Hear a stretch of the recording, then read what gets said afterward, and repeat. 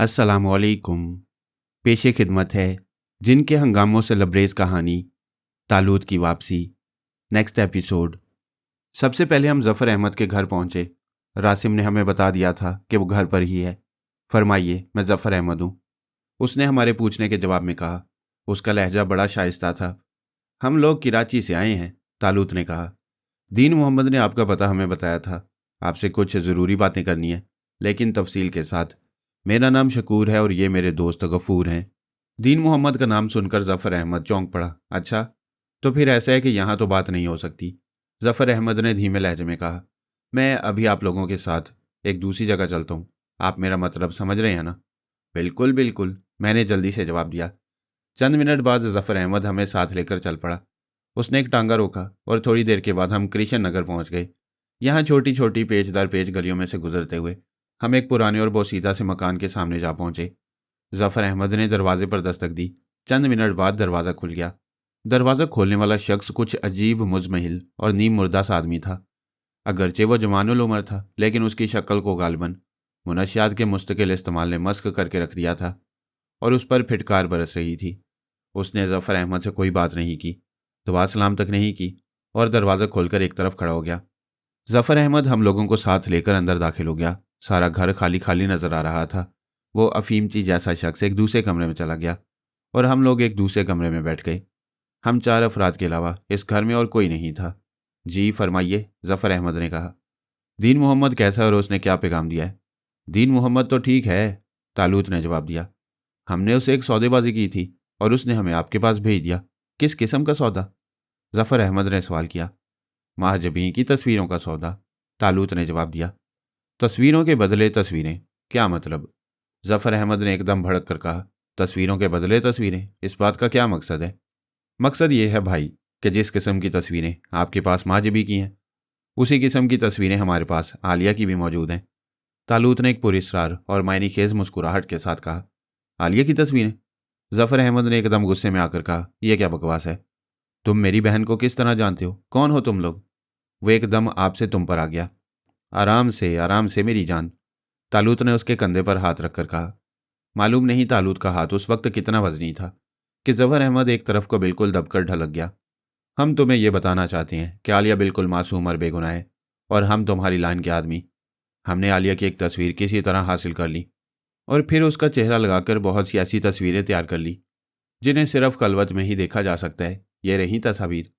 तालूत ने अपनी जेब में से एक बंद लिफाफा निकालकर ज़फ़र अहमद के आगे डाल दिया। ज़फ़र के चेहरे का रंग मारे गुस्से के स्याह हो रहा था। उसने लिफाफे की तरफ से जल्दी से इस तरह हाथ खींच लिया, गोया वो लिफाफा न हो बल्कि कोई सांप हो जो उसे डस लेगा। तुम जलील ब्लैकमेलर! गुस्से और नफरत के आलम में ज़फ़र अहमद के मुंह से अच्छी तरह अल्फाज नहीं निकल रहे थे। मैंने कहा ना मेरे भाई कि हम भी तुम्हारी लाइन के आदमी हैं। तुम असली तस्वीरें तैयार करा के ब्लैकमेलिंग करते हो। हम तुमसे भी 5 जूते आगे हैं। हम नकली तस्वीरें तैयार कराने के माहिर हैं। हमें महजबी की तस्वीरें मां नेगेटिव्स के चाहिए। तुम चाहो तो आलिया की इन तस्वीरों के बदले महजबी की तस्वीरें हमारे हवाले कर सकते हो। हम भी मां नेगेटिव्स के तस्वीरें तुम्हें दे देंगे। वरना प्यारे, आलिया की तो शादी तो कहीं हो नहीं सकती। हम भी रत्ती रत्ती की खबरें रखते हैं। अपनी ससुराल में आलिया तो बाद में पहुंचेगी, उसकी ये तस्वीरें पहले पहुंच जाएंगी, तालूत ने कहा। गुस्से, तैश और बेबसी के आलम में ज़फ़र अहमद का बुरा हाल था। उसका बस नहीं चलता था कि वो मेरी और तालूत की बोटियां काट डाले। तस्वीर का लिफाफा उसके सामने पड़ा था। वो अगर चाहता तो इसे उठाकर टुकड़े टुकड़े कर सकता था, लेकिन वो जानता था कि इससे कोई फ़ायदा नहीं, क्योंकि हमने नेगेटिव्स तो संभाल कर रखे होंगे। लेकिन तुम महजबी की तस्वीरें क्यों हासिल करना चाहते हो? वो तुम्हारी कौन लगती है? ज़फ़र अहमद ने पूछा। इससे तुम्हें कोई सरोकार नहीं होना चाहिए मेरी जान। तालूत मुस्तकिल बाजारी अंदाज में गुफ्तगू कर रहा था। हम जाने और हमारा काम। लेकिन वो तस्वीरें मेरे पास नहीं हैं, वो तो मेरे उस्ताद सफदर हुसैन के कब्ज़े में है। तालूत ने उसकी बात काटते हुए उसकी आंखों में झांक कर कहा। तुम्हें तुम्हें यह सारी बातें किसने बताई हैं? तुम्हारे साथी दीन मोहम्मद उर्फ सरफराज अली खान ने, तालूत ने जवाब दिया। और ये भी सुन लो कि बुल्ले और उसके साथियों को दीन मोहम्मद उर्फ सरफराज अली खान की मुखबरी पर पकड़ा गया है। उसने पुलिस से इस काम के एवज 10,000 रुपये वसूल किए हैं और उसने पुलिस से यह भी वादा किया है कि वह आइंदा भी हर मंसूबे की पुलिस को पेश की इतला देगा जिसके बारे में उसे इल्म होगा। अच्छा, तो ये बात है, ज़फ़र अहमद ने कहा। और उसी ने तुम लोगों को मेरा पता भी बताया और महजबी की तस्वीरों के बारे में भी बताया। बिल्कुल ठीक, तालूत ने जवाब दिया। असल सूरत हाल यही है। अब अपने उस्ताद से बात करके जल्द अज जल्द तस्वीरों का सौदा मुकम्मल कर लो और याद रखो कि हमारे साथ कोई चालाकी नहीं चलेगी। अगर तुमने महाजबीन की कोई एक तस्वीर भी अपने पास रखी और उसे दोबारा ब्लैकमेल करने की कोशिश की तो आलिया का घर कभी आबाद नहीं हो सकेगा। हम दोबारा भी वही सब कुछ कर सकते हैं जो एक बार कर सकते हैं। मुझे उस्ताद से बात करनी पड़ेगी, जफ़र अहमद ने कहा। यह तस्वीरें मेरे हवाले कर दो। बड़े शौक से रख लो, तालूत ने जवाब दिया। नेगेटिव्स हमारे पास मौजूद हैं, हम जितने प्रिंट चाहें निकलवा सकती हैं। तुम लोग कहाँ ठहरे हुए हो? जफ़र अहमद ने पूछा। यह एक गैर ज़रूरी सवाल है, तालूत ने जवाब दिया। तुम हमें मुलाकात का वक्त और जगह बता दो, हम खुद ही वहां पहुंच जाएंगे। ठीक है, कल शाम को 5 बजे मेरे घर पर आ जाना, जफ़र अहमद ने कहा। फिर जहां कहीं चलना होगा हम वहीं से चलेंगे। अच्छी बात है, तालूत ने उठते हुए कहा। अब हम चलते हैं शहजादे, कल मुलाकात होगी। मैं भी उठ खड़ा हुआ। दीन मोहम्मद को अपने किए की सजा जरूर भुगतनी पड़ेगी, जफ़र अहमद आहिस्ता से बुड़बुड़ाया। फिलहाल तो वो अस्पताल में पड़ा हुआ है, तालूत ने हंसकर कहा। अस्पताल में? मगर क्यों, उसे क्या हुआ? जफ़र अहमद ने जल्दी से पूछा। कुछ तुम्हारे ही भाई बंदों ने उसे मार मार कर जख्मी कर दिया और उसके घर का सफाया करके चले गए। एक दिन का भी घर में नहीं छोड़ा। और जफ़र अहमद के जवाब का इंतजार किए बगैर हम लोग बाहर निकल आए। जफ़र हमारे पीछे नहीं आया। कृष्ण नगर की नीम तारीख गलियों से निकलकर हमने एक तांगा पकड़ा और वहां से चल पड़े। कई घंटे हम इधर उधर घूमते रहे, लेकिन लाहौर में रातें जल्दी सुनसान हो जाती हैं। वहां कराची की तरह रातें बेदार नहीं होती। चुनाचे हम लोग जल्द ही अपने असल हुलिये में आकर अपने होटल वापस आ गए और खाना खाकर सो गए। दूसरे दिन तयशुदा वक्त पर हम जफ़र अहमद के मकान पर मौजूद थे। हमारे हुलिये वही कल वाले थे। जफ़र अहमद जैसे हमारे इंतजार में ही बैठा था, वो फौरन बाहर निकल आया और हमें साथ लेकर चल पड़ा। कुछ फासले पर एक कार खड़ी हुई थी। कार के करीब पहुंचकर जफ़र अहमद ने कार का दरवाज़ा खोला और हमसे बैठने को कहा। हम दोनों पिछली सीट पर बैठ गए और जफ़र अहमद आगे ड्राइवर के साथ। कार चल पड़ी। हमारा रुख एक बार फिर पुराने शहर की तरफ था। तालूत को यकीनन मालूम था कि हमें कहाँ जाना है। कई पेच दर पेच रास्तों से गुजरकर आखिरकार हम एक पुराने तर्ज की हवेली में दाखिल हो गए। गाड़ी के हॉर्न देने पर हवेली का फाटक खुल गया और गाड़ी अंदर दाखिल हो गई। फाटक दोबारा बंद हो गया। हवेली के अंदर कुछ दूर तक कच्चे रास्ते पर चलने के बाद गाड़ी रुक गई और जफ़र अहमद नीचे उतरा। हम भी उसके साथ ही उतर गए। 2 ड्योड़ियों से गुजरकर हम एक दालान में दाखिल हुए। जगह जगह लोग नजर आ रहे थे, लेकिन सिर्फ मर्द औरत कोई नहीं थी। हम लोग बिलाखिर एक कमरे में पहुंचे जहां जमीन पर फर्श बिछा हुआ था और एक भारी स्याफाम आदमी गाँव तकिए से टेक लगाए बैठा था। 2 पहलवान नुमा आदमी उसके शाने दबा रहे थे। जफ़र अहमद ने झुककर उसे सलाम किया। उसने सलाम के जवाब में गर्दन हिलाई और अपनी भारी आवाज़ में बोला, तो यही हैं वो दोनों मुंडे, शकूर और गफूर? हाँ उस्ताद, यही हैं, जफ़र अहमद ने जवाब दिया। ये इधर वाला शकूर है और वो उधर वाला गफूर है। अबे क्या धंधा करते हो कराची में तुम लोग? उस्ताद ने हमें बैठने का इशारा करते हुए पूछा। अपना धंधा ज़्यादातर ब्लैकमेलिंग का है उस्ताद, तालूत ने कहा। बड़े बड़े अमीर घरानों की लड़कियों की तस्वीरें किसी तरह हासिल कर लेती हैं और फिर सिनेमा चालू कर देती हैं। क्या कहा? उस्ताद एकदम उछल पड़ा। उसने दोनों पहलवानों को एक तरफ धकेल दिया। तुमने कहा सिनेमा चालू कर देती हैं? ये अल्फाज तुम्हें किसने बताए? तुमने किससे सुने? उसी से उस्ताद, जिसने तुम्हारे रेस के 4 घोड़ों को हराकर अस्तबल में बंद करा दिया है। तालूत ने उस्ताद की आंखों में आंखें डालकर कहा। तुम उसे किस तरह जानते हो? उस्ताद ने करख्त लहजे में कहा। मुझसे साफ साफ बात करो, वरना याद रखना ये उस्ताद सफदर हुसैन का डेरा है। यहाँ अच्छे अच्छों के कसबल निकाल दिए जाते हैं। गुस्सा करने की ज़रूरत नहीं है उस्ताद, तालूत ने आंखें बदल कर कहा। हम भी कोई ऐसे गिरे पड़े नहीं हैं और धंधा हमारा भी वही है जो आप लोगों का। वैसे हम दोनों इसी फैक्ट्री में काम करते हैं जिसमें दीन मोहम्मद उर्फ सरफराज अली खान काम करता है। और जब उसने असल रज़िया की दरख्वास्त बदलकर उसकी जगह रज़िया के नाम से महाजबीन की दरख्वास्त लगाई तो हमें इस हरकत का इल्म हो गया। महाजबीन से कुछ हमारी भी दूर की शनासाई है और दीन मोहम्मद उर्फ सरफराज की ज़ुबानी ही पता चला कि महाजबीन को तुम लोग किस तरह ब्लैकमेल कर रहे हो। दीन मोहम्मद से ही हमें आलिया की तस्वीर भी मिली जो हमने उसके परस से उड़ा ली थी। अपना याराना पुलिस वालों से भी है और हमें ये बात पता चल गई कि बुल्ले और उसके साथियों की मुखबरी के एवज दीन मोहम्मद ने पुलिस वालों से भारी रकम ली है। उसने पुलिस वालों को यह भी बताया कि उसने तुमसे गुफ्तगू में क्या क्या अल्फाज इस्तेमाल किए थे और तुमने उसे हदायत देते हुए क्या क्या अल्फाज इस्तेमाल किए थे। हमने आलिया की तस्वीर लेकर उससे सैनमा चालू कर दिया। अब अगर तुम महाजबी की सारी तस्वीर माँ नेगेटिव्स के वापस कर दो तो आलिया की तस्वीर भी माँ नेगेटिव्स के मिल सकती हैं, वरना बाकी बातें तो मैंने जफ़र अहमद को बता ही दी हैं। उस्ताद सफदर हुसैन से आज तक किसी ने इस लब लहजे में बात नहीं की है छोकरो, सफदर हुसैन ने बिगड़ कर कहा। शायद तुम लोग मुझे पूरी तरह नहीं जानते। दीन मोहम्मद को तो मैं देख लूँगा, लेकिन इससे पहले मैं तुम दोनों को जिंदा दफन कर सकता हूँ। आलिया की तस्वीरों के नेगेटिव्स कहाँ हैं? नेगेटिव्स बहुत महफूज हैं उस्ताद, तालूत ने जवाब दिया। वहीं रखे हैं जहाँ हम रह रहे हैं। तुम सौदा करो, हम नेगेटिव और तस्वीरें तुम्हारे हवाले कर देंगे। ठीक है, हमारा तुम्हारा सौदा हो गया। कल इसी वक्त तुम इसी जगह आ जाना और सारी तस्वीरें माँ नेगेटिव्स के लेते आना। तुम्हें महजबीन की तस्वीर माँ नेगेटिव्स के मिल जाएंगी। अच्छी बात है उस्ताद सफदर हुसैन, तालूत ने उठते हुए कहा। कुछ ढंग के बंदे अपने पास रखा करो। ये क्या दीन मोहम्मद जैसे कंगले पाल रखे हैं? दीन मोहम्मद की तो उसने एक नहायत फौहश गाली बकी। मैं और तालूत वहां से चले आए, लेकिन बाहर निकलने के थोड़ी ही देर बाद हमें अंदाजा हो गया कि हमारा बाकायदा ताकुब किया जा रहा है। हमारे पीछे चलने वाले दो आदमी थे, उनमें से एक पैदल था और दूसरे के पास साइकिल थी, लेकिन वो भी पैदल चल रहा था। वो लोग यकीनन हमारा ठिकाना जानना चाहते होंगे। वो दोनों अपने तौर पर बहुत चालाक बनने की कोशिश कर रहे थे। तुम कितना पैदल चल सकते हो? तालूत ने मुझसे कहा। क्यों? मैंने सवाल किया। इस बात का क्या मतलब है? मतलब यह है कि मैं इन लोगों को थका देना चाहता हूँ, तालूत ने कहा। वैसे तो मुझे पैदल चलने की बहुत आदत है, मैंने कहा, और एक ज़माने में तो मैं दिन दिन भर पैदल घुमा करता था, लेकिन अब इस बात को काफ़ी लंबा अरसा गुजर गया है। फिर भी चंद मील तो बड़े आराम से चल सकता हूँ। अच्छा, तो हम यूं करते हैं, तालूत ने कहा। जब तक तुम थक ना जाओ उस वक्त तक हम पैदल चलते हैं। जब तुम थक जाओगे तो शाहदाना का दोशाला ओढ़ लेना और गायब हो जाना। फिर किसी तरफ से कोई तांगा वगैरह लेकर होटल की तरफ पहुंच जाना। मेरा ख्याल है कि तुम्हें अपने असल हुलिये में वापस आने में कोई खास दिक्कत तो नहीं होगी। तुम्हें मास्क ही उतारना है, उसके बाद तुम होटल के कमरे में चले जाना और मैं इंशाल्लाह इन दोनों को सारी रात सड़कों की सैर कराऊंगा। अलग सुबह मैं भी मख्फी होकर वापस होटल आ जाऊंगा।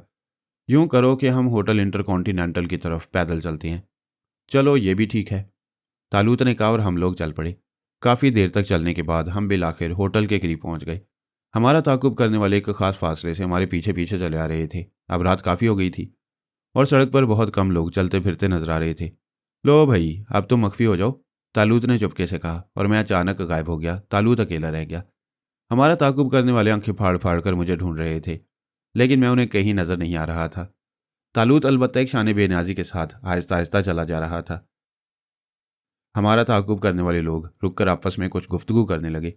हालांकि अभी तक वो दोनों अलग अलग और इस तरह चल रहे थे कि उनमें आपस में कोई ताल्लुक ज़ाहिर नहीं हो रहा था, लेकिन अब उन्होंने उलझन और घबराहट के आलम में सारी एहतियात बालाए ताक रख दी और आपस में बातें करने लगे। मैं उनके करीब पहुंचकर उनकी बातें सुनने लगा। साले को ज़मीन खा गई, आसमान निकल गया, साइकिल वाला कह रहा था। एकदम नज़रों के सामने से गायब हो गया। अजीब अंदाज में गायब हुआ है कम वक्त, दूसरे आदमी ने कहा। उस्ताद को पता चल गया तो खैरियत नहीं है। चलो, अभी तो एक हमारी नज़रों के सामने है, साइकिल वाले ने कहा। बस इसे नज़रों से ओझल ना होने देना। जहाँ यह ठहरा होगा वहीं इसका दूसरा साथी भी ठहरा होगा। दोनों बिला आखिर एक ही जगह पहुंचेंगे। अचानक मेरी रगे ज़राफ़त फड़क उठी। मैंने दूसरे वाले आदमी को साइकिल वाले पर ज़ोर से धक्का दिया।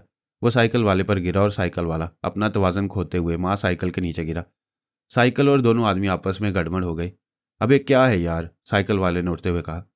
यार, मुझे ऐसा लगा गोया मुझे किसी ने धक्का दिया हो, दूसरे वाले आदमी ने कहा। अबे जागते में ख्वाब तो नहीं देख रहे हो? वो अपना जुमला बमुश्किल पूरा कर सका, क्योंकि इस बार मेरी नज़र इनायत उस पर थी। मैंने एक जोरदार लात उसकी पुश्त पर रसीद कर दी। वो एक चीख मारकर और लड़खड़ाकर गिर पड़ा, लेकिन गिरने के साथ ही वो फौरन उठ खड़ा हुआ और वहशत ज़दा निगाहों से इधर उधर देखने लगा। वो सख्त खौफसदा और ज़रा सीमा नजर आ रहा था। अब तुम्हें क्या हो गया भाई? दूसरे वाले आदमी ने कहा। पता नहीं, कुछ समझ में नहीं आता। एक तो वो मनहूस गायब हो गया और दूसरे हम लोग गिर पड़े हैं, ना जाने क्या चक्कर है। अब उसकी खबर तो लो, कहीं वो भी नज़रों से उड़न चूना हो जाए। उसने तालूद की तरफ इशारा किया, जो खरामा खरामा चलता हुआ उनसे काफ़ी दूर निकल गया था। मैं अपने असली हुलिये में वापस आकर होटल लौट आया और खाना खाकर सो गया। मुझे मालूम था कि तालूद आज उन लोगों को सही मायनों में मज़ा चखा देगा, और हुआ भी यही। तालूद अलग सुबह कोई फजर के वक्त वापस आया, जब मैं गहरी नींद में था, लेकिन उसके दरवाज़ा खोलने से मेरी आंख खुल गई। तुम अब आ रहे हो? मैंने उससे पूछा। हाँ यार, उसने हंसते हुए जवाब दिया। मैंने अपने आप को सारी रात मसरूफ़ रखा, वो भी आज ही जागे होंगे। कई जगह तो मैं थोड़ी थोड़ी देर के लिए गायब भी हो गया, लेकिन थोड़ी देर बाद उनके आगे फिर नमूदार हो गया। बिलाखिर मैं उन्हें इसी तरह घुमाता हुआ वापस सफदर हुसैन के अड्डे की तरफ ले गया। वो दिल ही दिल में सख्त परेशान हो रहे होंगे कि मैंने क्या चक्कर चलाया और ये मेरे पैरों में कितनी ताकत है। सफदर हुसैन के अड्डे के करीब पहुंचकर फिर मैं मख्फी हो गया और उन्हें हैरान परेशान हालत में छोड़कर चंद मिनट के अंदर अंदर होटल वापस आ गया। अब वो बेचारे उस्ताद को हमारी क़यामगाह के बारे में क्या रिपोर्ट देंगे? मैंने बिस्तर पर बैठते हुए कहा। उनकी तो शामत ही आ जाएगी। उनकी तो जो शामत आएगी सो आएगी। असल शामत तो कल देखो किस किस की आती है। दूसरे दिन शाम को हम लोग हस्बे वादा सफदर हुसैन के अड्डे पर पहुंच गए। गेट के चौकीदार को गालिबन हमारे बारे में पहले से हदायत दे दी गई थी, क्योंकि उसने हमसे कोई बाज पुरस नहीं की और हमें सीधा अंदर जाने दिया। अलबत्ता ड्योढ़ी से दो आदमी हमारे साथ हो लिए। जैसे ही हम ड्योढ़ी को पार करके एक बरामदे में दाखिल हुए, सामने से दो आदमियों ने आकर हमें रोक लिया। बुरा ना मानना दोस्तों, उनमें से एक ने अपने चेहरे पर मुस्कुराहट पैदा करने की कोशिश करते हुए कहा। उस्ताद के कमरे में जाने से पहले ज़रा तलाशी देनी होगी, ये यहाँ का असूल है। लेकिन कल जब हम यहाँ आए तो इस असूल पर अमल नहीं किया गया था। मैंने कहा, आज इसे क्यों ज़रूरी समझा जा रहा है? कल की बात तो यह है बादशाह हो कि कल आप ज़फ़र अहमद के साथ आए थे, उस शख्स ने कहा, और आपको यहाँ लाने की सारी जिम्मेदारी ज़फ़र अहमद की थी। आज आप लोग खुद चलकर यहाँ आए हो, इसलिए आप तलाशी दे दो। सिर्फ ये देखना है कि कोई आतिशी असला तो तुम्हारे पास मौजूद नहीं। ठीक है, तुम ऊपर से टटोल कर हमारी तलाशी ले सकते हो, तालूत ने कहा। उन दोनों आदमियों ने हमारी जेबों को, आस्तीनों को और मोज़ों को खूब अच्छी तरह टटोल कर देखा। वो आतिशी असला के अलावा ये भी देखना चाहते थे कि हमारे पास कोई खंजर वगैरह तो मौजूद नहीं। लेकिन जल्दी उन्हें इत्मीनान हो गया कि हम मुकम्मल तौर पर तहीदस्त हैं। उन्होंने हमें आगे जाने की इजाज़त दे दी। उस्ताद सफदर हुसैन बड़े ठुस्से से गाँव तकिए से लगा बैठा था। कल की तरह आज भी दो पहलवान उसके शाने दबा रहे थे। हमें देखते उसके चेहरे पर एक अजीब पुरस्रार मुस्कुराहट नमूदार हो गई। कमरे में सफदर हुसैन के अलावा ज़फ़र अहमद भी मौजूद था और एक और आदमी भी बैठा हुआ था, जिसके चेहरे पर बड़ी लंबी मूंछें थीं और उसकी आंखें किसी खूनी की तरह लाल हो रही थीं। हमारे कमरे में दाखिल होने के बाद सफदर हुसैन ने मूंछों वाले को आंखों ही आंखों में कोई इशारा किया और उसने उठकर दरवाज़ा अंदर से बंद कर दिया। मैंने और तालूत ने कनखियों से एक दूसरे को देखा। तस्वीरें ले आए हो छोकरो? सफदर हुसैन ने भारी आवाज़ में पूछा। हाँ, ले आए हैं, तालूत ने जवाब दिया। और सारे नेगेटिव्स भी? सफदर हुसैन ने सवाल किया। वो भी, तालूत ने जवाब दिया। लाओ, सफदर हुसैन ने हाथ फैलाते हुए कहा और दूसरे हाथ से अपनी जेब से एक लिफाफा निकालकर तालूत की तरफ बढ़ाते हुए कहा, ये लो महजबी और ज़फ़र अहमद की तस्वीरें। दोनों हाथों में लिफाफों का तबादला हो गया। तालूत ने लिफाफे को खोलकर देखने की भी जहमत नहीं की, लेकिन सफदर हुसैन ने लिफाफे को खोलकर उसे चेक किया और फिर अपनी जेब में रख लिया। इस अरसे में ज़फ़र अहमद फ़र्श पर नज़रें गाड़े रहा। तुमने कहा था कि तुम्हारा भी वही धंधा है जो अपना है? सफदर हुसैन ने मुस्कुराते हुए तालूत से पूछा। हाँ उस्ताद, और अभी हमने ठीक ही कहा था, तालूत ने जवाब दिया। अपन भी इसी लाइन के आदमी हैं, मगर अभी कच्चे हो और बिल्कुल बेवकूफ़ भी।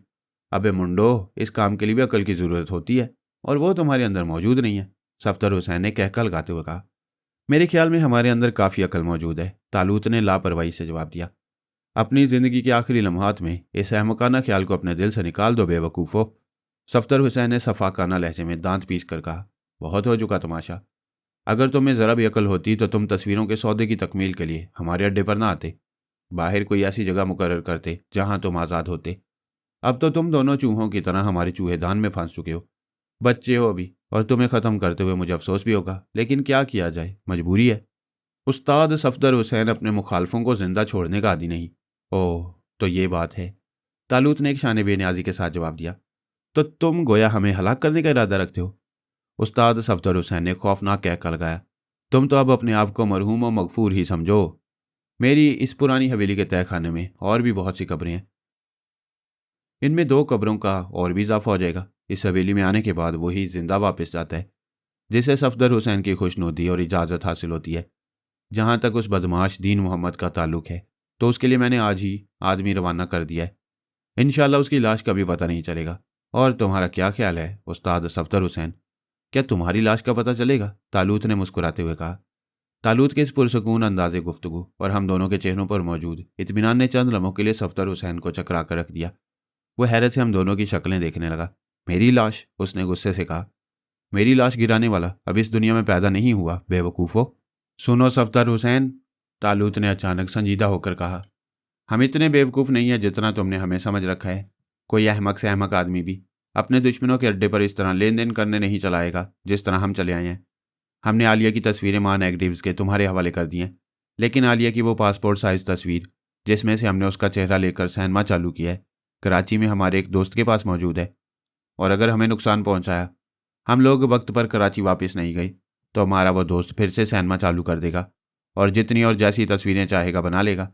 इसके बाद वो क्या करेगा ये हमें खुद नहीं मालूम। बहरहाल वो ज़फ़र अहमद और आलिया के घर वालों के बारे में पूरी मालूमात रखता है, क्योंकि हमने दीन मोहम्मद से हासिल की हुई सारी मालूमात उसे पहुंचा दी थी और ज़रूरी हदायत भी दे दी थी। अबे मैंने ऐसे किस्से कहानियाँ बहुत सुनी है, सफदर हुसैन ने तालूत की बात पर कोई तवज्जो दिए बगैर कहा। चल बे सुल्तान, बांध दोनों को रस्सी से और ले जा नीचे तय खाने में, सफदर हुसैन ने मुंचो वाले की तरफ देख कर कहा। मुंचो वाला हमारी तरफ बढ़ा और उसके साथ ही वो दोनों तनोमंद आदमी भी जो सफदर हुसैन की मालिश कर रहे थे हमारी तरफ बढ़ने लगे। 1 मिनट ठहरो उस्ताद, अचानक ज़फ़र अहमद बोला। उसके चेहरे पर परेशानी झलक रही थी। क्यों बे जवान, तुझे क्या तकलीफ है? सफदर हुसैन ने किसी कदर नाखुशगवारी से कहा। उस्ताद, हो सकता है ये शकूर ठीक ही कह रहो, ये मेरी बहन और पूरे खानदान की इज्जत का सवाल है। अगर इसके दोस्त ने और तस्वीरें बना ली और इधर उधर भेज दी तो क्या इन्हें छोड़ दूं? उस्ताद ने जफर की बात काटते हुए गुस्से से कहा। इस बात की क्या जमानत है कि अगर इनको छोड़ दिया गया तो इसके बाद ये तेरी बहन की और तस्वीरें नहीं बना लेंगे? नहीं उस्ताद सफदर हुसैन, तालूत ने गंभीर लहजे में कहा। हम तुम्हारी तरह जलील और घटिया नहीं। बात यह उस्ताद के बदमाशी के भी कुछ अपने असूल होते हैं। बदमाश लोग आपस में एक दूसरे के साथ धोखेबाजी नहीं करते, मगर तुम इतने नीच और कमीने हो कि हमें यहाँ फंसा कर मारना चाहते हो। ओए, जुबान को लगाम दे खोते।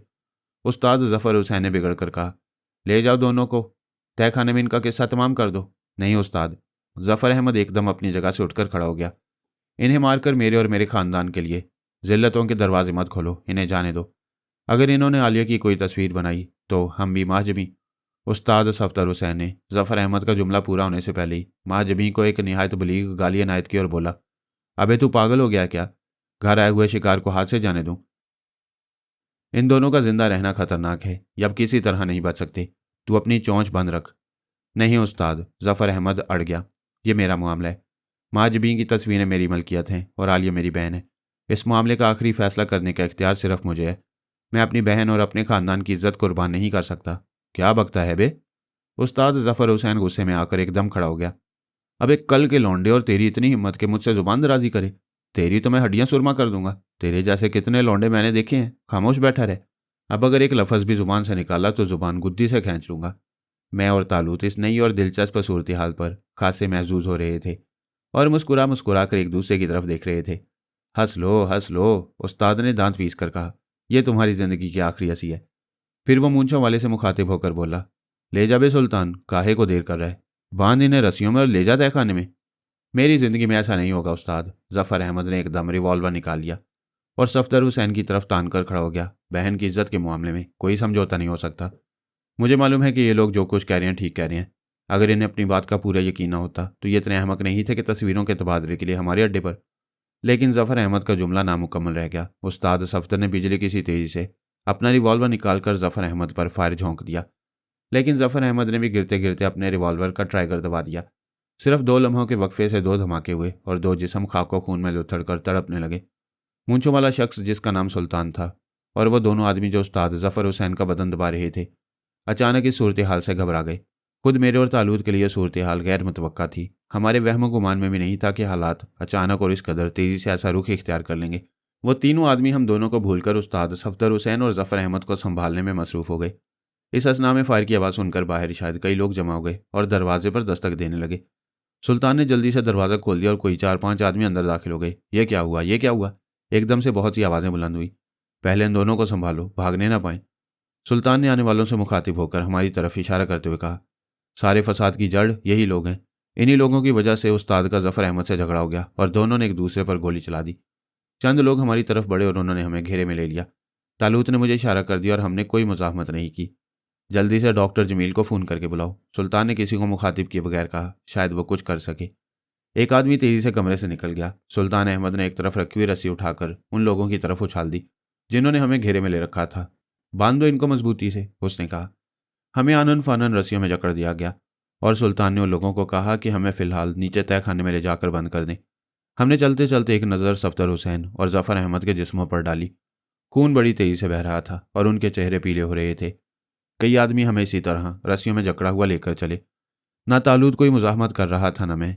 कई कमरों से गुजरने के बाद हम एक छोटे से कमरे में दाखिल हुए जो देखने में कोई स्टोर रूम मालूम होता था और जिसमें बहुत सा पुराना सामान भरा हुआ था। एक तरफ को एक पुराना और भारी सा तख्ता पड़ा हुआ था जिस पर कुछ टूटी हुई कुर्सियां रखी हुई थीं। उनमें से एक आदमी ने 2 कुर्सियां हटाईं। तख्ते के किनारे पर लोहे का एक कड़ा लगा हुआ था जो एक कुंडे के जरिए बंद था। उसने लोहे के कड़े को पकड़कर खींचा और तख्ता ऊपर उठता चला गया। तख्ता खुलने के साथ ही नीचे नीम तारीख सीढ़ियां नजर आने लगी। उन लोगों ने हमें धकेल कर सीढ़ियां उतरने की हदायत की। हम खामोशी से सीढ़ियां उतरने लगे। अंदर नीम तारीकी के अलावा निहायत सख्त ताफुन भी फैला हुआ था।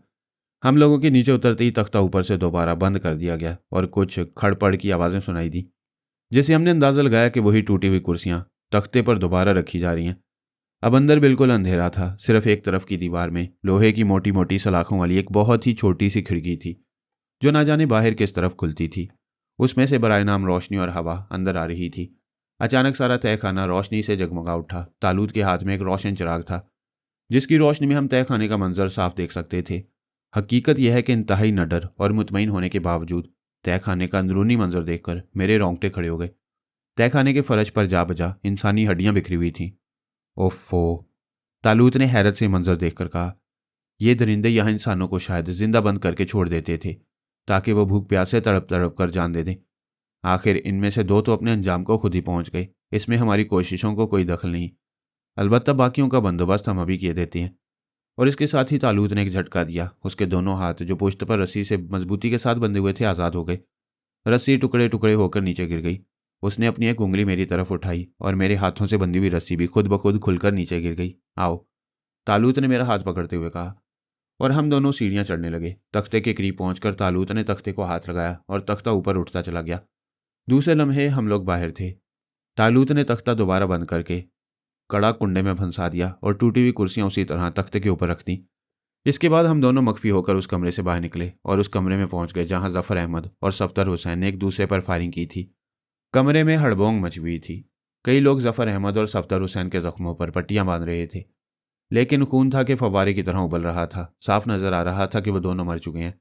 कमरा लोगों से खचाखच भरा हुआ था। शायद अड्डे के सारे ही लोग एक ही कमरे में जमा हो गए थे।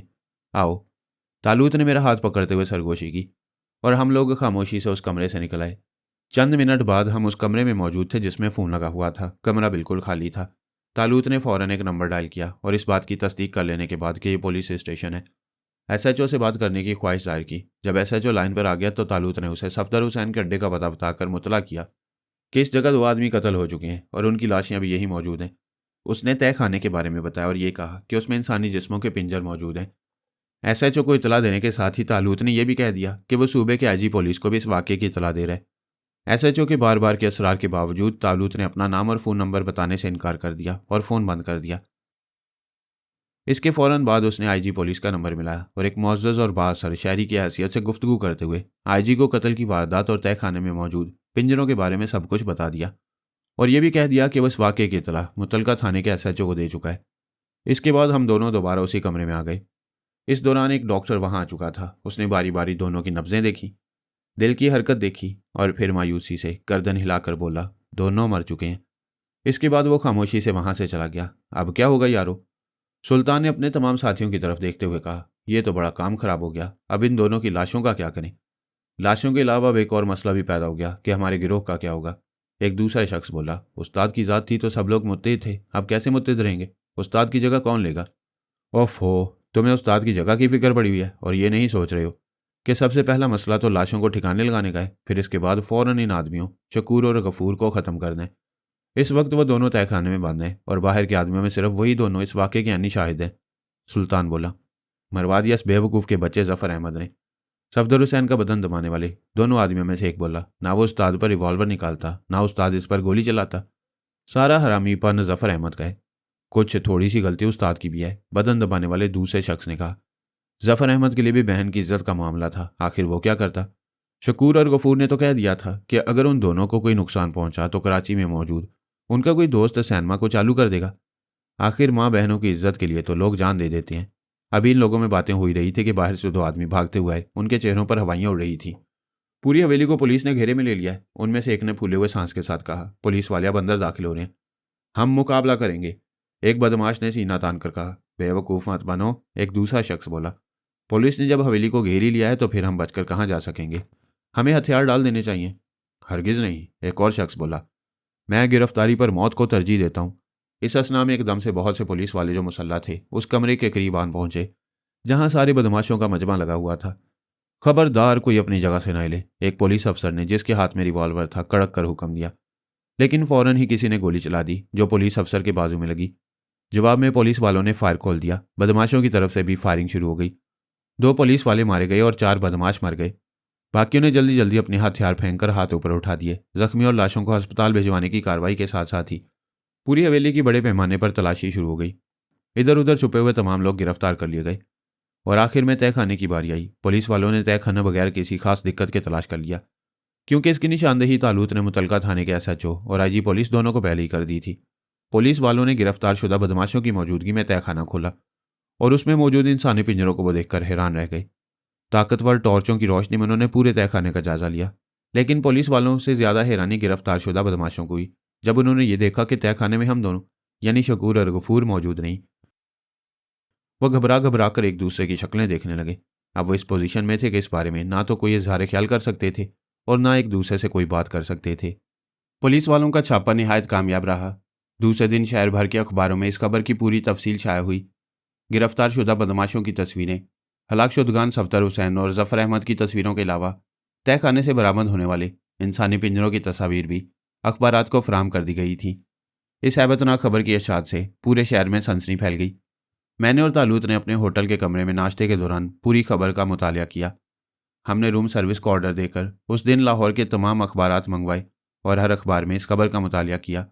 खबर का मतन कमोबेश एक ही था, सिर्फ रिपोर्टिंग के अंदाज में फ़र्क था। तुमने हमारे पिछले 2 कारनामों में कोई ख़ास बात महसूस की? तालूत ने मुझसे पूछा। बिल्कुल की और वाज़े तौर पर की, मैंने जवाब दिया।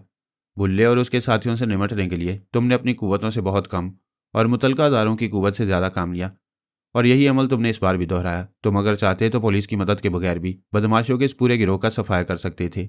इसकी एक खास वजह है आरिफ, तालूत ने संजीदगी से कहा। हम दूसरे लोगों को ये तासुर जितना कम से कम दें कि हम किसी गैरमामूली कुव्वत के हामिल हैं, उतना ही बेहतर है। मैं नहीं चाहता कि महाजमी हमारे बारे में किसी शुबे में मुब्तला हो, इसलिए मैंने हर काम इस अंदाज में किया है कि इसमें किसी माफूकुल फितरत कुव्वत का दखल भी महसूस नहीं होता। दीन मोहम्मद उर्फ सरफराज जिस वक्त महाजमी को सैनमा चालू कराने की धमकी दे रहा था और करीब था कि महाजमी घबराकर सच बोल दे, उस वक्त का ड्रामा भी मैंने इस अंदाज में तरतीब दिया कि वो एक इत्तफाकी हादसा मालूम होता है। महाजमी की जुबान खोलने से पहले ही दरवाजे पर दस्तक होने लगी और मेरे मुकर्रर करदा नासिर वहां पहुंच गए। महाजमी की नज़रों में यह महज एक इत्तफाकी हादसा होगा और वो इसे अपनी खुशकिस्मती पर महमूल करेगी। तुमने बहुत सोच समझ कर मंसूबे बनाए हैं, मैंने उसे तारीफी नज़रों से देखते हुए कहा। लेकिन अब ये बताओ कि दीन मोहम्मद उर्फ सरफराज का क्या बनेगा? सफदर हुसैन के गिरोह के खात्मे की खबर अगर आज नहीं तो कल के कराची के अखबारात में ज़रूर छप जाएगी, बल्कि ऐन मुमकिन है कि आज ही छप गई हो। इस खबर को सरफराज अली खान ने भी पढ़ लिया होगा और वो शख्स भी पढ़ लेगा जिसे दीन मोहम्मद उर्फ सरफराज को ठिकाने लगाने के लिए यहाँ से सफदर हुसैन ने रवाना किया। और रासिम हमें उसके अगले इक़दाम से न सिर्फ यह कि फौरी तौर पर आगाह कर देगा, बल्कि उसका मुनासिब बंदोबस्त भी कर देगा, क्योंकि मैं इस सिलसिले में उसे हदायतें कर चुका हूँ। हम दीन मोहम्मद को मरने नहीं देंगे, उसे सुधारेंगे, उसकी इस्लाह करेंगे। दूसरे दिन की फ़्लाइट से हम लोग कराची रवाना हो गए। कराची पहुंचने के बाद हमने फ़ोन करके तसद्दक को घर बुलाया और उससे सरफराज अली खान की खैरियत दरियाफ्त की। तसद्दक ने बताया कि सरफराज अभी तक अस्पताल में है और शायद 1-2 रोज़ मज़ीद अस्पताल में रहे। अच्छा, अगर उसे देखने अस्पताल जाना हो तो हमारी तरफ से भी उसकी खैरियत मालूम कर लेना, मैंने तसद्दक से कहा। और कोई ख़ास बात? तालूत ने पूछा। जी, और तो कोई ख़ास बात नहीं, सिवाय इसके कि मिस रज़िया जूनियर आज आप लोगों के बारे में मुझसे पूछ रही थी कि आपकी वापसी कब तक है।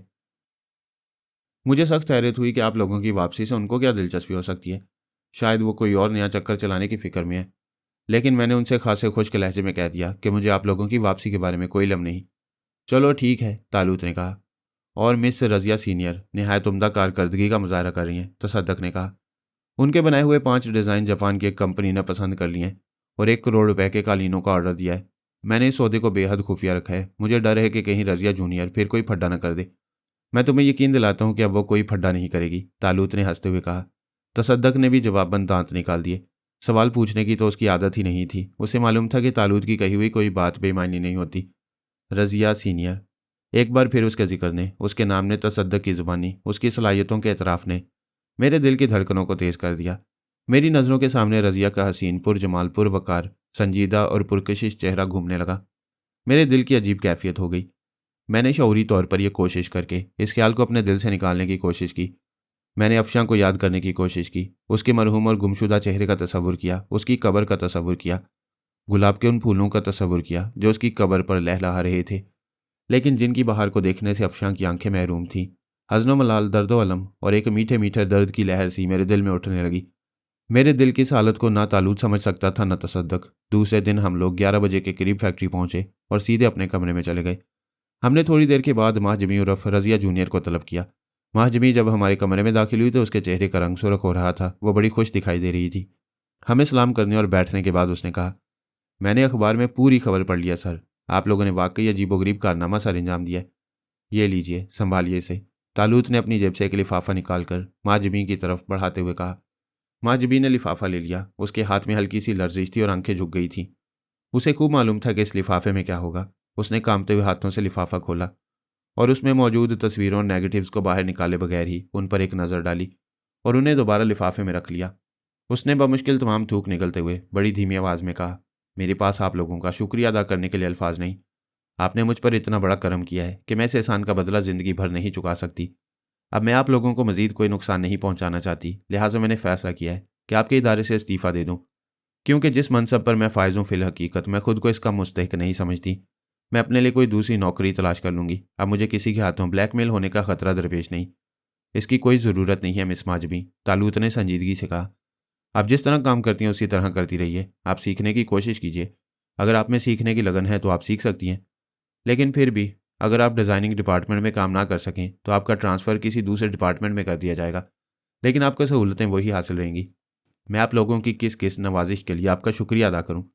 माजमी ने तकरीबन गलूगीर आवाज़ में कहा, मेरा रुआं रुआं आप लोगों को दुआएं दे रहा है, लेकिन मैं इन हालात में इस बात को अपने ज़मीर पर बड़ा बोझ महसूस करूंगी कि एक ऐसे इदारे में काम करती हूँ जिसके मालकान के साथ मैंने कदम कदम पर जालसाजी की और मुलाजमत भी झूठे कागजात के जरिए हासिल की। इसमें आपका कसूर नहीं था मिस माजमी, मैंने संजीदगी से जवाब दिया। आप हालात के हाथों मजबूर थीं। आपके पास इसके अलावा और चारा भी क्या था? और फिर हम इस बात को कैसे फरामोश कर सकते हैं कि आपने बहुत बड़ा खतरा मोल लेकर हमारी मदद भी की है। अगर आप हमें डकैती के मंसूबे की बर वक्त इतला ना देती तो हम लोगों का लाखों रुपए का नुकसान हो जाता। माजमी से थोड़ी देर तक गुफ्तगू करने के बाद हमने उसे रुखसत कर दिया।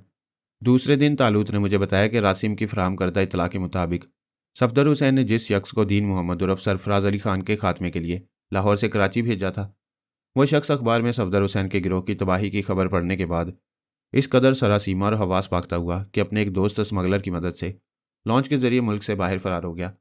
सफदर हुसैन के गिरोह के वो दूसरे लोग जो कराची में मौजूद थे और बुल्ले और उसके साथियों की जमानत वगैरह के सिलसिले में कानूनी कार्रवाई करने का इरादा रखते थे, अब खामोश होकर बैठ गए हैं।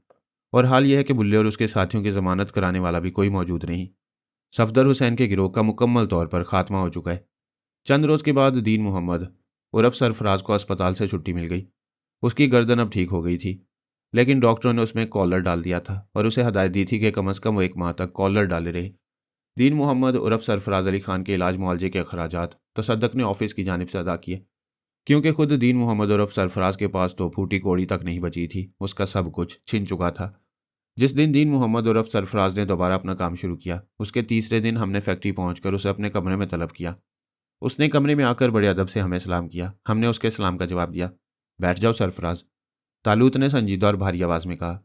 सरफराज शुक्रिया अदा करके बैठ गया। अब तुम्हारी गर्दन कैसी है? तालूत ने सवाल किया।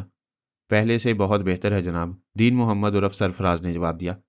उन बदमाशों ने तो बिल्कुल मेरी हड्डियां ही तोड़ कर रख दी थीं। वो तो खुदा भला करे मैनेजर साहब का कि उन्होंने डॉक्टरों से कह सुनकर मेरे इलाज पर खास तवज्जो दिलाई, वरना मेरा तो खुदा जाने क्या हशर होता। तुम्हें खुदा का शुक्र इस बात के लिए अदा करना चाहिए दीन मोहम्मद कि तुम अपने उस्ताद सफदर हुसैन की हवेली में उस वक्त मौजूद नहीं थे जब पुलिस ने वहां छापा मारा, वरना तुम इस वक्त यहाँ ना बैठे होते। तालूत के इन अल्फाज का दीन मोहम्मद पर खातिर ख्वाह असर हुआ और वह बिजली की तरह तड़प कर अपनी नशिस्त पर से खड़ा हो गया। ये आप क्या कह रहे हैं सर? क्यों? तालूत ने भवें सुकेड़ कर उसकी तरफ देखते हुए कहा, क्या हम गलत कह रहे हैं? दीन मोहम्मद फौरी तौर पर कोई जवाब ना दे सका। उसने निगाहें झुका ली और अपनी कपकपाती हुई उंगलियों से मेज़ के तख्ते को बजाने लगा। सुनो दीन मोहम्मद, तालूत ने सख्त लहजे में कहा, अगर तुम कहो तो मैं तुम्हें उन तमाम दफातर और कंपनियों के नाम बता दूं जहां तुमने मुख्तलिफ नामों से और जाली डिग्रियां दिखाकर काम किया और बाद में वहां तरह तरह के फ्रॉड किए। हमें तुम्हारे हर फ्रॉड की तफसील मालूम है, कहो तो बयान करूं?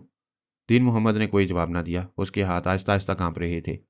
तुम सफदर हुसैन के अदना से कारिंदे हो, तालूत ने दोबारा कहना शुरू किया, और ये बात हमें उस वक्त भी मालूम थी जब तुम अपनी गुर्बत और परेशानियों की एक फर्जी और झूठी दास्तान लेकर हमारे पास आए।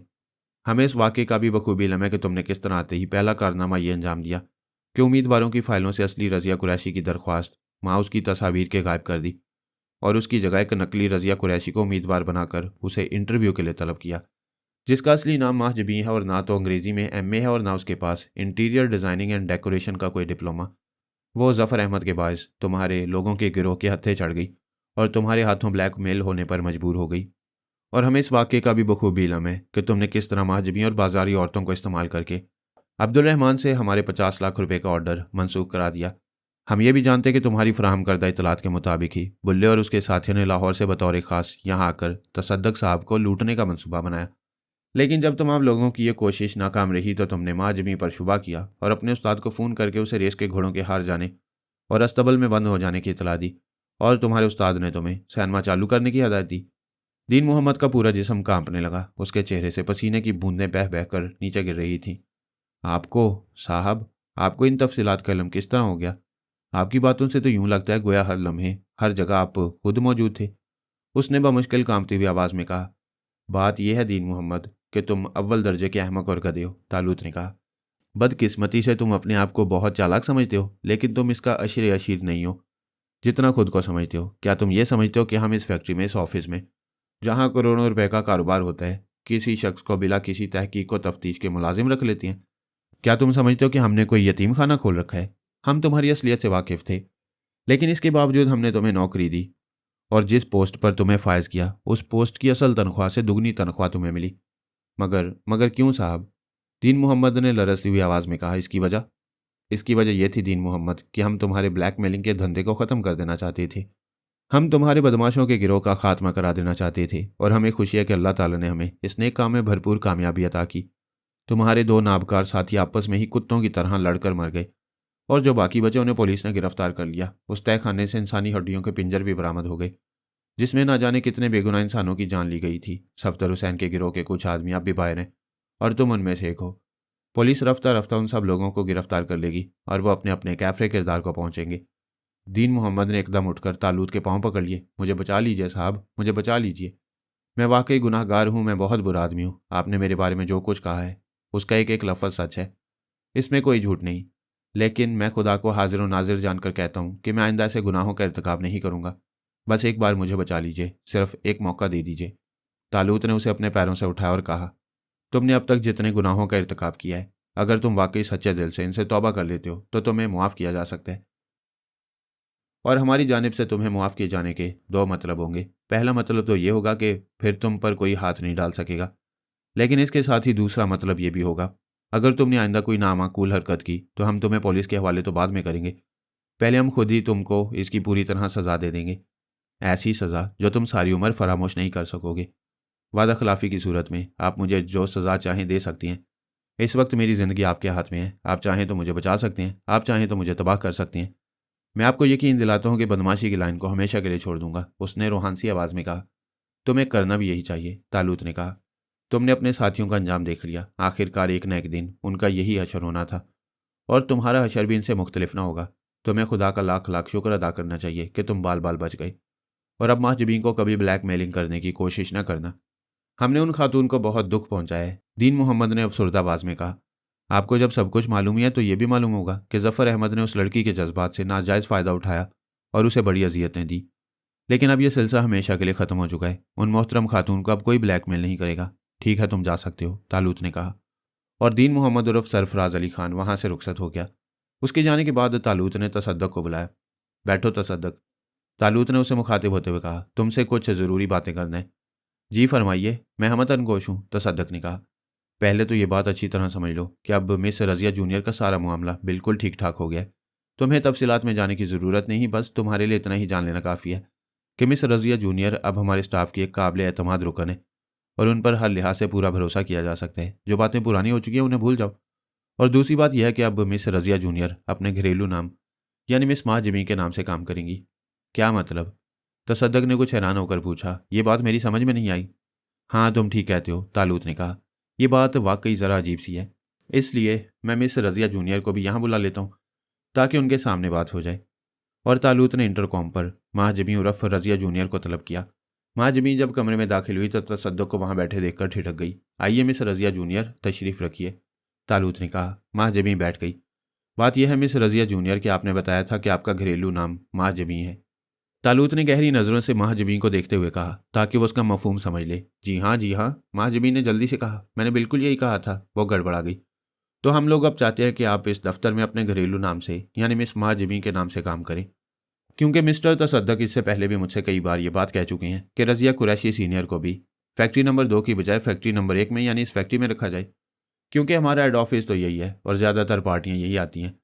जब 2 रज़िया यहाँ हो जाएंगी तो जूनियर और सीनियर कहलाने के बावजूद बड़ा घपला हो जाएगा। इसलिए क्या ये मुनासिब ना होगा कि आप रज़िया कुरैशी जूनियर की बजाय अपने घरेलू नाम यानी माजिबी के नाम से यहाँ काम करें? मुझे भला इसमें क्या एतराज़ हो सकता है? माजिबी ने मुस्कुराते हुए जवाब दिया, जैसी आप लोगों की मर्जी। और तब मुझे याद आया कि तालूत गलत नहीं कह रहा। वाकई इससे पहले बारहा तसद्दक ने हम लोगों से ये कहा था कि रज़िया कुरैशी सीनियर को फैक्ट्री नंबर 1 में ले आया जाए, लेकिन हम लोगों ने उसे सख्ती से रोक दिया था। अब तालूत उसे यहाँ इसलिए लाने पर आमादा हो गया था क्योंकि अब दीन मोहम्मद उर्फ सरफराज या माँ जमी उर्फ रज़िया जूनियर की जानिब से कोई खतरा लायक नहीं था। मैं किसी बुनियाद पर भी इस तजवीज़ की मुखालफत नहीं कर सकता था। इस एहसास के साथ ही मेरे दिल की धड़कनें तेज़ हो गईं कि अब रज़िया इस फैक्ट्री में आकर बैठा करेगी जहाँ मेरा अक्सर आना जाना होता रहता है। इसके बाद हम लोग वहाँ से घर वापस आए। मैं कुछ देर नीचे बैठकर अपने कमरे में आ गया और मैंने दरवाज़ा अंदर से बंद करके खुद को जूतों समेत बिस्तर पर गिरा दिया। मैंने अपनी आंखें बंद कर लीं और अपनी गुज़िश्ता ज़िंदगी के बारे में सोचने लगा। मुझे यूं लग रहा था कि मैं किसी अनदेखे तलेसम का अनजाने सैर का शिकार होता जा रहा हूँ। उफ, मैं किस कदर करबे तन्हाई का शिकार था। मैं अपनी इस कैफियत का किसी के सामने, हत्ता कि अपने अजीज़ तरीन दोस्त तालूत के सामने भी इजहार नहीं कर सकता, क्योंकि मैं खुद भी इस कैफियत से पूरी तरह वाकिफ़ नहीं था। मैं खुद नहीं जानता था कि मैं क्या चाहता हूँ, या शायद जानने के बावजूद मैं जानना नहीं चाहता था। बीते हुए माहों साल की हशर सामानियाँ मेरी निगाहों के सामने जलवागर होने लगी और अचानक इस सारे मंजर का तिलिस्म टूट गया। किसी ने बंद दरवाजे पर आहिस्ता से दस्तक दी थी। मैं बिखरे हुए ख्वाबों और मुंतशिर ख्यालों की दुनिया से बाहर निकल आया। मैंने अफशां की तस्वीर को वापस साइड टेबल पर रख दिया। जल्दी से उठकर एक तौलिए से अपना नम चेहरा अच्छी तरह साफ किया। इस असना में दोबारा दरवाज़ा खटखटाया गया। खटखटाने वाले को शायद ये गुमान था कि मैं सो रहा हूँ। मैंने अंदर से आवाज़ दी कि अभी दरवाज़ा खोलता हूँ। एक मुलाजिम दरवाजे पर खड़ा हुआ था। साहब, खाना लग गया है, सब लोग आपको बुलाते हैं, उसने कहा। अच्छी बात है, तुम चलो, मैं 1 मिनट में आ रहा हूँ, मैंने कहा और वो कोई जवाब दिए बगैर चला गया। मैंने मुल्हिका बाथरूम में जाकर मुंह पर पानी के छींटे मारे और तौलिए से चेहरा खुश्क करके बाहर निकल आया। मुझे अंदाजा था कि आंखें सुर्ख हो रही हैं, लेकिन मैं मजबूर था। इसी हालत में मैं नीचे आया। ड्राइंग रूम में तालूत, शकीला और जीनत खाला खाने की मेज़ पर मेरा इंतजार कर रहे थे। ये सोने का कौन सा वक्त है भाई? तालूत ने मुझे देखते हुए कहा। पहले खाना तो खा लो, उसके बाद लंबी तान कर सोना। लेकिन अपना फिक्रा पूरा करने से पहले ही तालूत यकदम संजीदा हो गया। उसका मजाक का मूड खत्म हो गया। यकीनन उसने मेरी आंखों की सुर्खी और चेहरे के इज़्महलाल से ये अंदाज़ा लगा लिया होगा कि मैं सो नहीं रहा था बल्कि रो रहा था। शकीला और जीनत खाला ने भी मेरी तरफ देखा, लेकिन कुछ कहा नहीं। सब लोग खामोश हो गए। मैंने ये बात महसूस की थी कि वो लोग मेरी मौजूदगी में अफशां का तज़किरा करने से गुरेज करते थे। शायद तालूत ने उन्हें इस बात की हिदायत की होगी। थोड़ी देर तक हम लोग बिल्कुल खामोशी से खाना खाते रहे। मेरे दिल पर ज़बरदस्त बोझ था और खाना खाने को मेरा जी नहीं चाहता था, लेकिन बहरहाल इन लोगों का साथ तो निभाना ही था ताकि इन्हें असरार ना करना पड़े। मेरा ख्याल है कि अगले महीने हम लोग यूरोप का एक चक्कर लगा लें। तालूत ने मेरी और शकीला की तरफ बारी बारी देखते हुए कहा। आरिफ का दिल भी बहल जाएगा और ज़रा तब्दीली आबो हवा भी हो जाएगी। क्यों भाई आरिफ, क्या ख्याल है? बहुत ठीक ख्याल है। मेरे बोलने से पहले ही शकीला बोल पड़ी। अगले माह के वस्त तक अफशां की बरसी भी हो जाएगी और उसके बाद हम लोग आरिफ भाई को साथ लेकर घूमने चलेंगे। अचानक मेरे जहन में बिजली सी कौंध गई। वाकई तालूत ने बहुत उम्दा तजवीज़ पेश की थी। शायद इस शहर के माहौल से दूर रहकर मैं अपने दिल को किसी हद तक पुरसकून बना सकूं। मुझे भी इस राय से इत्तफाक है। मैंने अपनी आवाज़ को पुरसकून बनाने की कोशिश करते हुए कहा, अफशां की बरसी के बाद हम लोग कहीं घूमने चलें तो बेहतर रहेगा। चलो, शुक्र है तुमने मेरी तजवीज़ से इत्तफाक तो किया, तालूत ने मुस्कुराते हुए कहा। मैं तो समझा था कि शायद तुम इनकार कर दोगे। नहीं, इनकार का क्या जवाज़ है, मैंने नीम दिली से मुस्कुराते हुए कहा। इंसान जब तक जिंदा रहता है उस वक्त तक उसे ज़िंदगी की दिलचस्पियों में हिस्सा लेना ही पड़ता है। सारी दुनिया से कटकर खानकाही ज़िंदगी तो नहीं गुजारी जा सकती। बिल्कुल ठीक बात है, जीनत खाला ने कहा। इंसान को ज़िंदगी हंसी खुशी गुजारनी चाहिए। कौन जाने कि इसकी ज़िंदगी की कितनी घड़ियां बाकी हैं। और उन्होंने एक लंबी सांस भरी और मेरा दिल लरस कर रह गया। इसके बाद अफशां की बरसी तक कोई ख़ास वाक़या रूनमा नहीं हुआ। मैं दानिस्ता फैक्ट्री बहुत कम जाता था।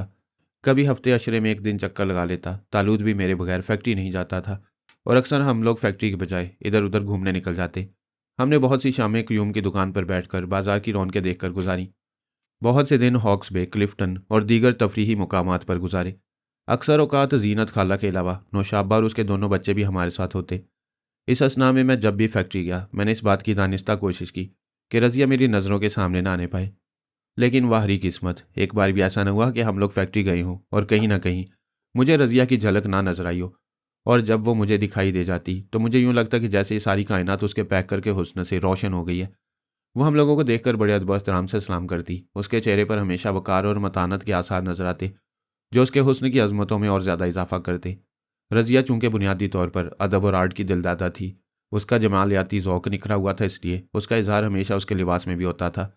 वो अपने लिए ऐसे रंगों और ऐसी वज़ाक़त के कपड़ों का इंतखाब करती जो उसके जिस्म को एक महकते दमकते गुलिस्तान की तरह शादाब बना देते। मेरी और उसकी गुफ्तगू कभी चंद रस्मी जुमलों से आगे नहीं बढ़ी, लेकिन उसकी ज़ुबान से निकला हुआ हर एक जुमला अपने लफ्ज़ों की पूरी तरतीब के साथ मेरे जहन पर नक्श हो जाता। मुझे सब कुछ याद रहता। किस वक्त उसने क्या कहा था, कौन से अल्फाज उसकी ज़ुबान से निकले थे, मुझे सब याद रहता। वो तो चंद जुमले कहकर चली जाती, लेकिन उसे क्या मालूम था कि मेरा दिल जहन्नुम की आग में जल रहा है। मैं खामोशी से अपनी आग में खुद ही जलता रहा, और रज़िया तो दरकिनार, खुद तालूत तक को इस बात का अंदाज़ा नहीं हो सका कि मेरे सीने में कौन सा लावा खोल रहा है। अफशां की बरसी का दिन आ पहुंचा। 1 साल की मुद्दत इस कदर तेज़ी से गुजर गई थी कि एहसास भी नहीं होता था। यूं मालूम होता था गोया अफशां का इंतकाल कल की बात हो, लेकिन इस एक कल में दुनिया कितनी बदल गई थी और ख़ुद मैं कितना बदल गया था। अफशां की बरसी पर काफ़ी एहतमाम किया गया। तकरीबन 1000 मोहताजों को खाना खिलाया गया और बड़े पैमाने पर कुरान खानी का बंदोबस्त किया गया। उस दिन दोनों फैक्ट्रियों में तातील थी और फैक्ट्री और ऑफिस के तकरीबन सारे ही लोग कुरान खानी और रात के खाने में शरीक थे। आने वाली खवातीन में रज़िया और माहजबीन भी शामिल थीं। वो दोनों एक साथ ही आई थीं, और जब वो टैक्सी से उतरी तो इत्तफाक से मैं गेट पर खड़ा हुआ तसद्दक से कोई बात कर रहा था। रज़िया और माहजबीन दोनों ने मुझे सलाम किया। मैंने अफसुर्दा दिल के साथ उनके सलाम का जवाब दिया और एक उचटती सी नज़र ख़ास तौर पर रज़िया पर डाली। वो बेहद हल्के नीले रंग के शलवार सूट में मलबूस थी और उसका चेहरा हर किस्म के मेकअप से आरी था। इस सादगी में उसका हुस्न कुछ और भी पुरकशिश मालूम होता था। बरसी के इख्तिताम के बाद चंद दिनों में ही हम लोगों का यूरोप के दौरे का प्रोग्राम बन गया। इस बार तालूत और शकीला के अलावा नौशाबा और उसके दोनों बच्चे भी हमारे साथ जा रहे थे। कयूम ने पहले तो नौशाबा और दोनों बच्चों के जाने की मुखालफत की, क्योंकि इसमें ज़र कसीर का खर्च था और वो जानता था कि हम लोग उसे एक पाई भी खर्च नहीं करने देंगे। लेकिन फिर हम लोगों के असरार पर वो राज़ी हो गया। उसने दबे लफ्ज़ों में अखराजात का जिक्र किया, लेकिन तालूत ने उसे डांट दिया और वो आगे कुछ न कह सका। अब आइंदा हफ्ते हम लोग रवाना होने वाले थे। हमारा प्रोग्राम 2 माह बाहर रहने का था। बरसी के 2 दिन बाद मैं और तालूत दोनों फैक्ट्री में गए और इत्तफाक से हमारे कमरे के सामने ही बरामदे में हमारी रज़िया से मुलाकात हो गई। उसने हस्बे मामूल हमें सलाम किया। मेरे कदम ना जाने क्यों खुद ब खुद रुक गए और मैंने रज़िया से कहा, मैं आपका बहुत शुक्रगुजार हूँ मिस रज़िया कुरैशी कि आपने मेरी मरहूम बेबी की बरसी के मौका पर मेरे घर तशरीफ़ लाकर मुझे एजाज़ बख्शा। मेरी ज़ुबान से इस कदर खूबसूरत, नफीस और मुहज़्ज़ब अल्फाज सुनकर रज़िया एकदम हैरत ज़दा रह गई। मैंने आज तक उससे कभी इस किस्म की कोई बात नहीं की थी, इसलिए उसे अंदाज़ा भी नहीं था कि मैं किस किस्म के लहजे में गुफ्तगू कर सकता हूँ। आप शुक्रिया अदा करके मुझे शर्मिंदा कर रहे हैं सर, रज़िया ने अपनी सुरीली आवाज़ में कहा। यह तो मेरा फ़र्ज़ था जो मैंने अदा किया। गम के मौक़ों पर साथ न देना किसी तरह भी इंसानियत के तकाज़ों के मुताबिक नहीं है। रज़िया बोल रही थी और मुझे यूं लग रहा था गोया कायनात गुनगुना रही हो। अगले चंद रोज़ में हम लोग 2 माह के लिए बाहर जा रहे थे। मैंने कतई गैर शौरी तौर पर सिलसिला गुफ्तगू को बढ़ाते हुए कहा, अब आपसे मुलाकात इसके बाद ही हो सकेगी। उम्मीद है कि आप अपने फ़राइज़ इसी खूबसूरती और उम्दगी के साथ अंजाम देती रहेंगी। यकीनन सर, रज़िया ने मुस्कुराकर कहा और जैसे ज़मीन व आसमान मुस्कुरा उठे। तसद्दक साहब एक मेहरबान और पुरशफ़क़त इंसान है और उनकी सरबराही में मैं अपनी मकदूर पर कोशिश कर रही हूँ कि आप लोगों की तवक्कुआत पर पूरी उतरूँ। मुझे तवक्को है कि मैंने आप लोगों को शिकायत का मौका नहीं दिया होगा। हरगिज़ नहीं मिस रज़िया कुरैशी, मेरे बजाय तालूत ने अचानक मुस्कुराते हुए कहा, जो अभी तक खामोश था। बल्कि हमें तो इस बात पर फ़ख्र है कि आप जैसी आला तख्लीकी ज़हन की हामिल इंसान हमारे इदारे से वाबस्ता हैं। हम लोग आपकी सलाहियतों के ज़बरदस्त मोतरफ़ हैं। आपको यहाँ कोई तकलीफ़ तो नहीं? बिल्कुल नहीं सर, रज़िया ने जल्दी से जवाब दिया। मैं बहुत मुतमईन हूँ। तसद्दक साहब बहुत नेक दिल इंसान हैं और मेरा बड़ा ख्याल रखते हैं। बाकी सारे लोग भी बहुत अच्छे हैं और उनमें ताउन का जज्बा मौजूद है। मुझे यहाँ का माहौल बहुत पसंद आया है। तो फिर आइए ज़रा हमारे साथ बैठकर एक कप चाय भी लीजिए, तालूत ने खुशगवार मूड में कहा और मेरा दिल लरज़ उठा, ना जाने खौफ से, ना जाने खुशी से, ना जाने घबराहट से। इस इज़्ज़त अफजाई के लिए बहुत बहुत शुक्रिया सर, रज़िया ने कहा। वह बेहद खुश नज़र आ रही थी। उसके चेहरे पर जैसे गुलाब खिल रहे थे। कारखाने के मालिकों ने आज पहली बार उसे अपने कमरे में आने और चाय पीने की दावत दी थी, जबकि इससे पहले यह एजाज़ तसद्दक के अलावा अगर किसी को हासिल हुआ था तो सिर्फ माहजबीन को, और वो भी ज़रूरी और अहम गुफ्तगू के सिलसिले में। हमारे कमरे के बाहर मुस्ताद चपड़ासी ने लपक कर कमरे का दरवाज़ा खोला। मैंने और तालूत ने शाइस्तगी का मुजाहरा करते हुए पहले रज़िया को अंदर जाने की इजाज़त दी और उसे कुर्सी पर बैठने के लिए कहा। इसके बाद हम दोनों अपनी अपनी नशिस्तों पर बैठ गए। तालूत ने चपड़ासी से चाय लाने के लिए कहा। आपको यहाँ का माहौल तो कॉलेज के माहौल से बिल्कुल मुख्तलिफ नज़र आता होगा, मैंने बामुश्किल रज़िया की तरफ देखते हुए कहा। जी हाँ, बिल्कुल मुख्तलिफ, रज़िया ने मुस्कुराते हुए जवाब दिया। कॉलेज के काम में तो एक ऐसी यकसानियत पैदा हो जाती है कि इंसान कुछ अरसा बाद इससे बोर होने लगता है। हर साल एक ही चीज़ तुलबा के नाम ग्रोहों को पढ़ानी पड़ती है। इसमें जिद्दत राजी के इम्कानात कम रह जाती हैं, लेकिन यहाँ के काम में तख्लीकी अंसर का दखल बहुत ज़्यादा है। नई नई बातें सोचनी पड़ती हैं, नए नए डिज़ाइन वज़ा करते हैं, रंगों के नए नए इम्तजाज तैयार करने पड़ते हैं। और जब कोई खूबसूरत डिज़ाइन एक हसीन रंगारंग कालीन की शक्ल इख्तियार कर लेता है तो उससे तख्लीकी जज्बे को बेहद सुकून मिलता है और रूह तक शादाब हो जाती है। ओफ़ो मिस रज़िया, तालूत ने हंसते हुए कहा, आप तो भला की फसीह व बलीग ज़ुबान बोलती हैं। वाकई आपकी रवानी गुफ्तगू देखकर रश्क आता है। शर्मिंदा ना करें सर, रज़िया ने कहा। दरअसल बात यह है कि मैं अंग्रेज़ी अदब पढ़ाती रही हूँ और आप तो जानती हैं कि टीचरों को बोलने की बहुत ज़्यादा आदत होती है।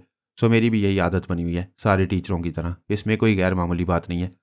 बस हम लोग तो ये चाहते हैं कि हमारे इदारे से वाबस्ता तमाम कारकुन मुतमईन और खुश रहें, इज़्ज़त व वक़ार के साथ काम करें और उन्हें हमारी इंतज़ामिया से कोई शिकायत ना हो। तालूत ने कहा।